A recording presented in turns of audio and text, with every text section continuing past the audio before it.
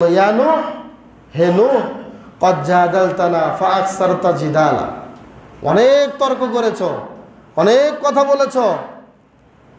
যদি তুমি এত কথা বলার পরে তুমি যে আযাবের কথা বলো, তুমি এক কাজ করো, ফাতিনা বিমা তাইদুনা, তুমি আমাদের সামনে নিয়ে আসো যে ওয়াদার তুমি প্রতিশ্রুতি করেছ, যেই শাস্তির কথা তুমি বলেছ, ইন কুনতা মিনাস সাদিকিন, যদি তুমি সত্যবাদী হও তাহলে তুমি অবশ্যই ওই শাস্তি নিয়ে আসো। তার মানে তারা কি বোঝাতে চাচ্ছে বুঝতেছেন? সবাই বুঝছেন?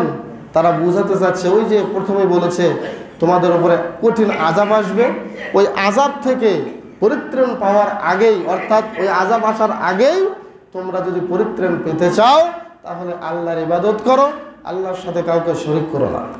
তারা বারবার বলতেছে তুমি নিয়ে আসো আগে, ওই আযাবটাই দেখবো আগে, কিসের আযাব আসে তোমার আল্লাহর পক্ষ থেকে। ওই